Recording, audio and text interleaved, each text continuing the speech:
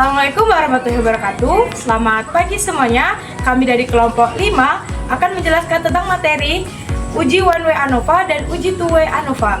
Nah, di sini perkenalkan, nama saya Sofia Indah Permiswari sebagai moderator. Saya Galuh Elsa Herawati. Saya Chelsea Septia Salsabila. Saya Prawarsi Wanamani. Saya Suci Wulandari. Saya Deikli Manarisa. Saya Widya Ardiana. Nah, berikut penjelasan dari kami. Simak terus ya. Baik, selanjutnya adalah pengertian one way ANOVA. One way ANOVA atau analisis seragam suatu arah adalah uji yang biasanya digunakan untuk menguji rata-rata atau pengaruh perlakuan dari suatu percobaan yang menggunakan satu faktor, di mana satu faktor tersebut memiliki 3 atau lebih kelompok. Untuk selanjutnya adalah langkah-langkah. Yang pertama, membuat hipotesis dalam uraian kalimat. H0, tidak ada perbedaan nilai rata-rata antara sampel A dan sampel B serta sampel C. H1, ada perbedaan nilai rata-rata antara sampel A dan sampel B serta sampel C. 2. Membuat hipotesis model statistik. H0 sama dengan X bar 1 sama dengan X2 sama dengan X bar 3. HA sama dengan X bar 1 tidak sama dengan X bar 2, tidak sama dengan X bar 3. 3. Menentukan taraf signifikansi alfa. Biasanya digunakan alfa sama dengan 0,05 atau 5%. 4. Menentukan kaidah pengujian. Rumusnya, jika F hitung lebih kecil dari F tabel, maka terima H0. Jika F hitung lebih besar dari F tabel, maka tolak H0. Yang kelima, menghitung F hitung dan F tabel. Rumusnya, F hitung sama dengan S21 per 2 S22. Menentukan nilai F tabel. F tabel sama dengan F alpha dalam kurung DKA, DKB. Nilai F tabel dapat dicari di tabel F. Yang keenam, membuat tabulasi ragam untuk ANOVA satu arah. 7. Membandingkan F hitung dan F tabel. 8. Membuat keputusan. Selanjutnya adalah rumus one way ANOVA. Untuk header column terdapat source of variation atau sumber keragaman, mencakup komponen penyebab variasi, misalnya perlakuan, blok, dan error. Kolom kedua, sum of square, yaitu jumlah kuadrat yang mencakup ukuran variasi total dari masing-masing sumber. Yang selanjutnya, degrees of freedom, yaitu derajat bebas, jumlah kebebasan nilai yang bisa berubah. Yang selanjutnya, mean squares atau kuadrat rata-rata, yaitu rata-rata variasi JK dibagi DB. Yang selanjutnya adalah F value atau F hitung, di mana ini digunakan untuk uji signifikansi KT perlakuan atau blok dibanding KT galat. Untuk jumlah kuadrat di between group atau kelompok, rumusnya adalah SSB sama dengan sigma NI dalam kurung X bar I dikurang X bar tutup kurung kuadrat. Untuk derajat bebasnya DF1 sama dengan K dikurang 1. Untuk kuadrat rata-ratanya MSB sama dengan SSB per DF1. Untuk F hitung, F sama dengan MSB per MSE. Selanjutnya, rumus jumlah kuadrat untuk source of variation yang error. Rumusnya SSE sama dengan sigma X kurang X bar I kuadrat. Untuk derajat bebasnya DF2 sama dengan N kurang K. Untuk kuadrat rata-ratanya MSE sama dengan SSE per DF2. Untuk total, rumusnya jumlah kuadrat SSD sama dengan SSB tambah SSE. Untuk derajat bebas, rumusnya DF3 sama dengan N dikurang 1. Selanjutnya adalah contoh soal. Suatu penelitian dilakukan untuk mengetahui apakah terdapat pengaruh perbedaan kartu kredit terhadap penggunaannya. Data di bawah ini adalah jumlah uang yang dibelanjakan ibu rumah tangga menggunakan kartu kredit dalam dolar. 4 jenis kartu kredit dibandingkan. terlihat di dalam tabel jumlah yang dibelanjakan di dalam dolar. Untuk kartu kredit Astra, datanya ada 8, 7, 10, 12, dan 11. Untuk BCA, datanya ada 12, 11, 16, 10, 12. Untuk kartu kredit Citi, datanya ada 19, 20, 15, 18, 19. Untuk Amet, datanya 13, 12, 14, dan 15. Perintahnya, ujilah dengan alfa sama dengan 0,05 apakah terdapat pengaruh perbedaan kartu kredit pada penggunaannya. Nah, selanjutnya ada penyelesaian jumlah yang dibelanjakan kartu kredit Astra, BCA, Citi, dan Amex dengan nilai total masing-masing. Nilai total Astra 55 dengan nilai data 5, BCA nilai totalnya 61 dengan nilai data 5, Citi dengan nilai total 91 dan nilai data 5, Amex dengan total 54 dan nilai datanya 4. Dari tabel di atas dapat dihitung jumlah keseluruhan nilai T sama dengan T1 ditambah T2 ditambah T3 ditambah T4 sama dengan 55 ditambah 61 ditambah 91 ditambah 54 sama dengan 161. Kemudian menghitung SSE sama dengan SST dikurang SSB sama dengan 279,658 dikurang 149,08 sama dengan 130,6. Selanjutnya ada tabel ANOVA yang dibentuk seperti gambar yang kalian lihat di layar, terdiri dari sumber keragaman, derajat bebas, jumlah kuadrat, rata-rata kuadrat, F hitung, F tabel. Pengujian hipotesis mu 1 sama dengan mu 2 sama dengan mu K itu semuanya sama. Hipotesis 1 tidak semuanya sama atau minimal sepasang berbeda. Mu I tidak sama dengan mu J, untuk I tidak sama dengan J. Statistik uji sama dengan F hitung sama dengan 5,71. Keputusan tolak H, terima H1 karena F hitung kurang dari F tabel. Kesimpulannya, terdapat perbedaan pengaruh kartu kredit terhadap penggunaan uang yang dibelanjakan oleh ibu rumah tangga. Nah, selanjutnya adalah uji two-way ANOVA. Uji two-way ANOVA adalah uji yang digunakan untuk mengetahui pengaruh dua variabel bebas atau kategorikal sekaligus terhadap suatu variabel dependen numerik, serta untuk menguji apakah ada interaksi antara kedua faktor tersebut. Uji ini sangat berguna jika peneliti ingin mengetahui pengaruh masing-masing faktor dan juga pengaruh gabungan interaksi keduanya terhadap hasil yang telah diukur. Akhir dari proses hitung dengan rumus dan tabel ANOVA dua arah adalah untuk mendapatkan nilai F hitung sebagai uji signifikansi. Adapun langkah-langkah yang dikerjakan dalam perhitungan ANOVA dua arah secara umum terdapat pada tahapan berikut. Yang pertama, nilai identifikasi T atau jumlah perlakuan dan R jumlah blok. Yang kedua, hitung jumlah pengamatan total N sama dengan P dikali B. Dan yang ketiga, menentukan derajat bebas atau derajat kebebasan. Yang keempat, menghitung jumlah kuadrat atau jumlah kuadrat. Yang kelima, menghitung jumlah persamaan dengan rumus. Yang keenam, hitung jumlah kuadrat antar kelompok dengan rumus.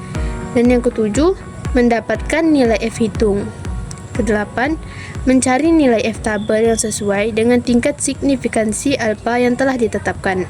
Dan yang terakhir adalah menarik kesimpulan. Nah, selanjutnya ada tabel ANOVA dua arah atau two-way ANOVA. Tabelnya bisa dilihat di atas ya teman-teman.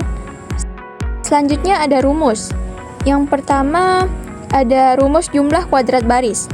Jumlah kuadrat dari total setiap baris dikuadratkan dan dibagi jumlah kolom. Kemudian dikurang total semua data, dikuadratkan dibagi total jumlah data, menunjukkan variasi antar baris. Selanjutnya yang kedua, jumlah kuadrat kolom. Jumlah kuadrat dari total setiap kolom dikuadratkan dan dibagi jumlah baris. Lalu dikurang total seluruh data, dikuadratkan dibagi jumlah total data, dan menunjukkan variasi antar kolom.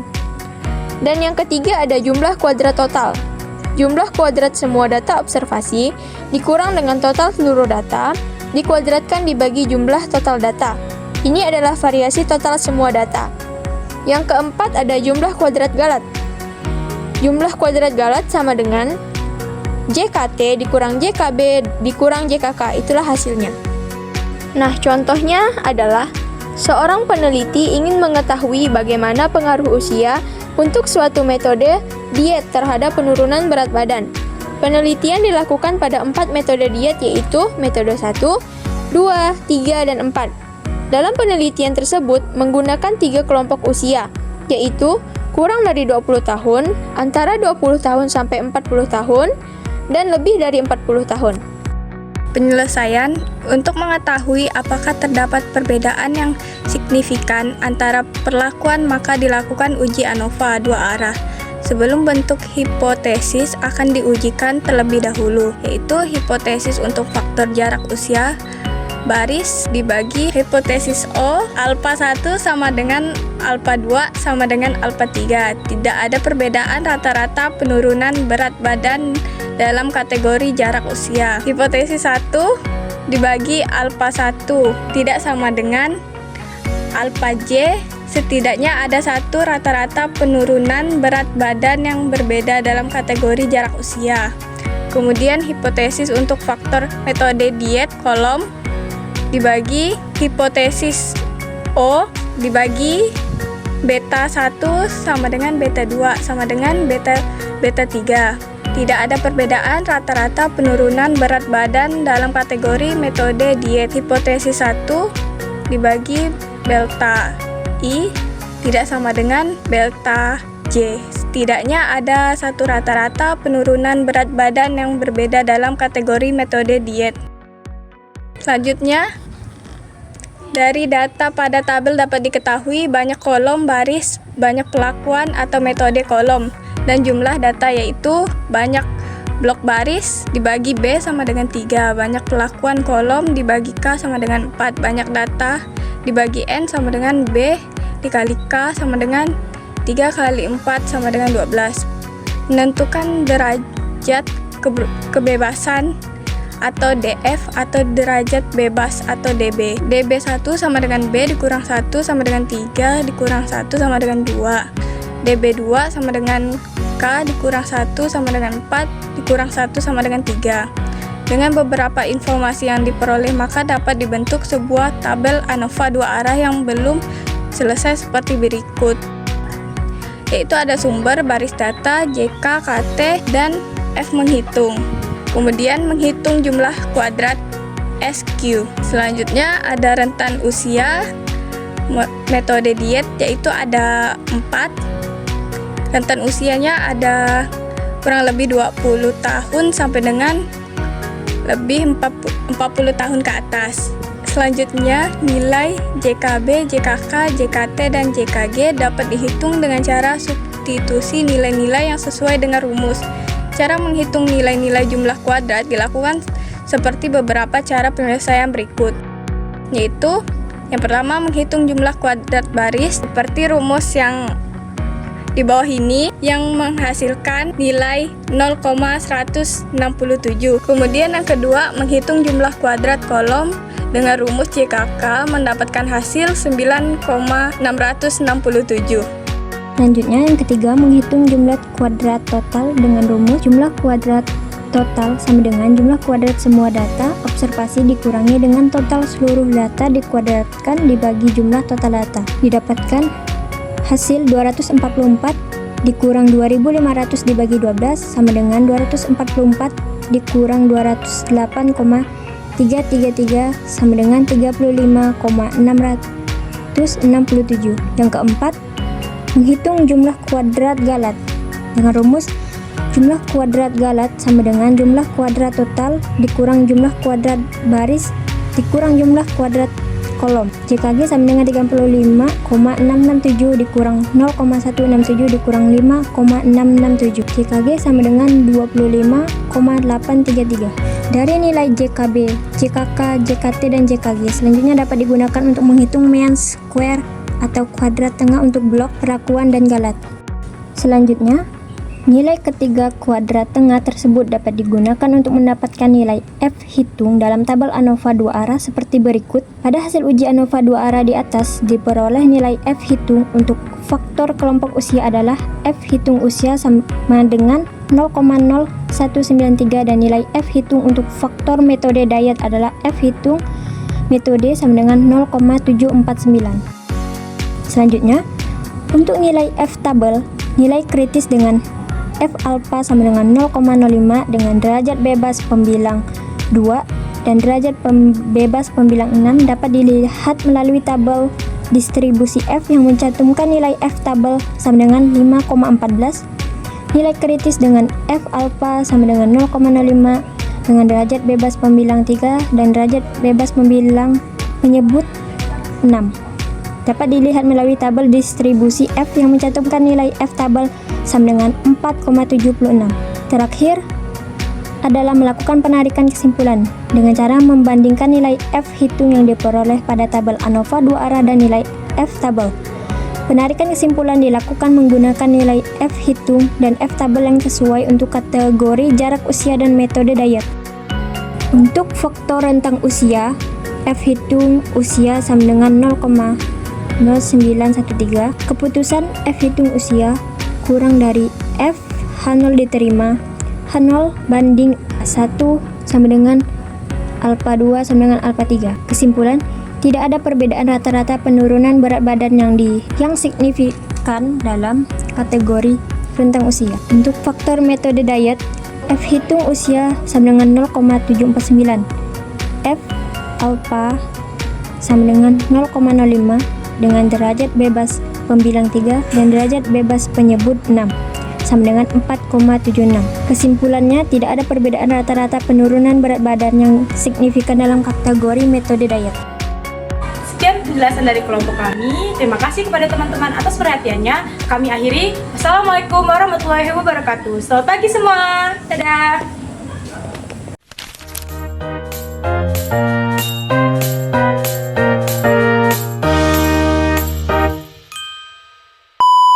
Hati